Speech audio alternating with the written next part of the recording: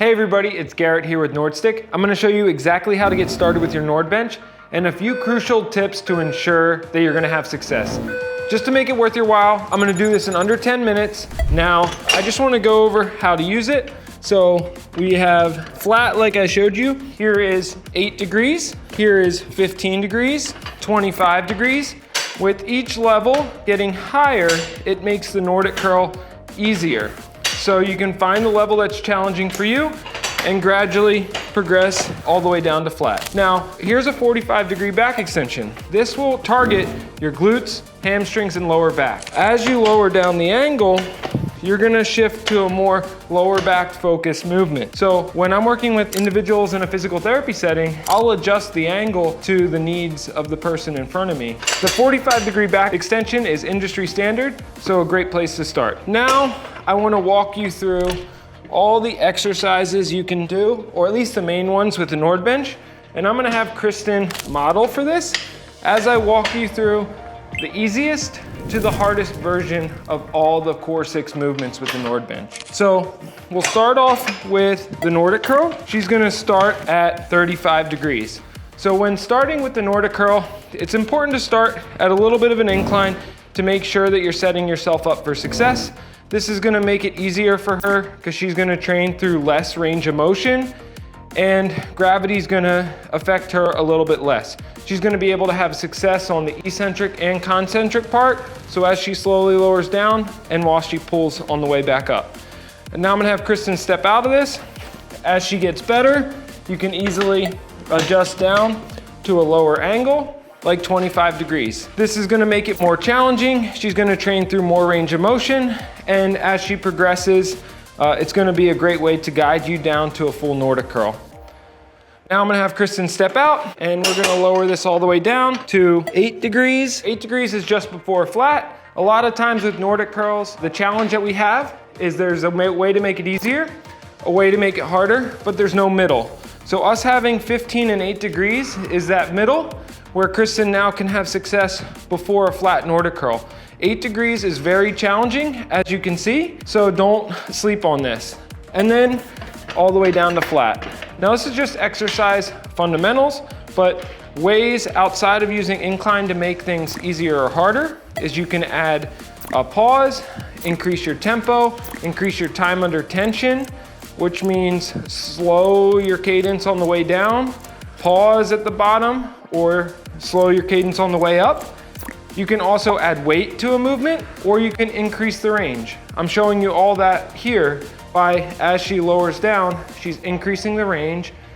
She can slow down her tempo if this gets easy for her. And Kristen, you can hop off there. I'm sure that's really challenging, but there's multiple ways to scale outside of just the incline.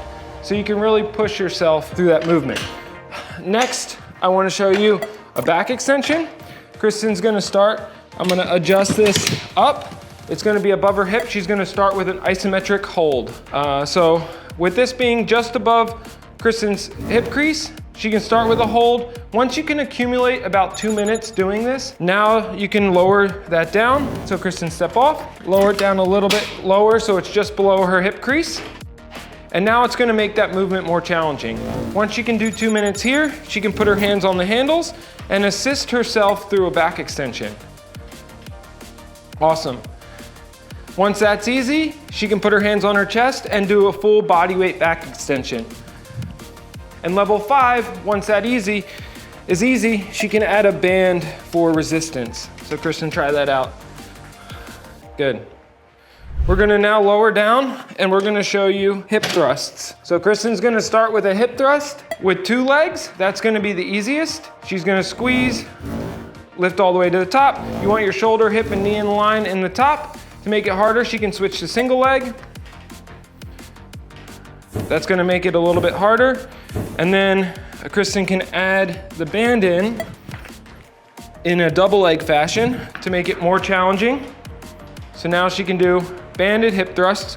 I love this because it's easiest at the bottom when the band, or you're the weakest, and the band provides the most resistance at the top when you're the strongest. She can then try single leg to make it even harder. Perfect. And now this easily slips out and she's good to go. Now we're gonna talk about split squats. So Kristen's gonna put her foot on the front and do a split squat. If Kristen brings her front foot further away from the machine, she's gonna feel it more in her front leg glute. If Kristen brings her foot closer back to the machine, she's gonna feel it in her quad.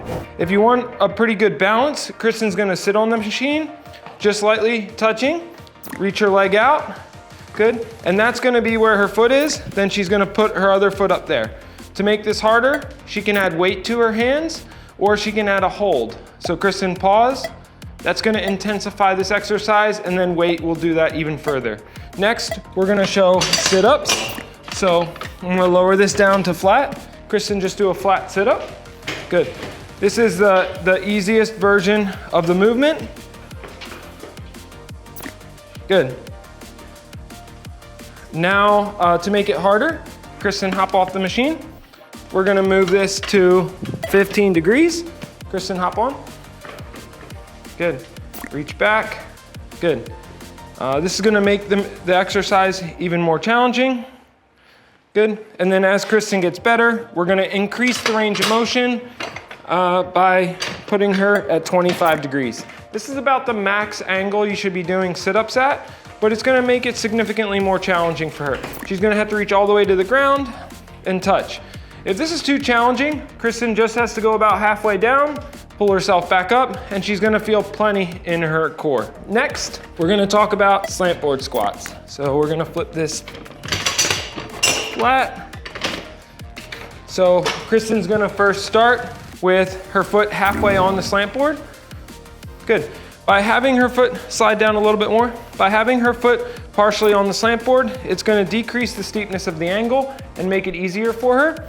As she gets better, she's then gonna increase the angle, and it'll increase the challenge, feeling it more in her quads. If she wants to go to a target, she can use the rollers to decrease the range of motion as she's getting better. And then as she gets stronger, she can pull this pin, release that roller, and now go through full range of motion. To make this even harder, she can add some weight in her hand or use our band system connected here to add challenge to the exercise. So that's the core ways you can utilize a machine, and we did that in under 10 minutes. If you have any questions, please reach out to Garrett@thenordstick.com, and I'd be happy to hop on a call with you and walk you through these progressions to find the appropriate level for you.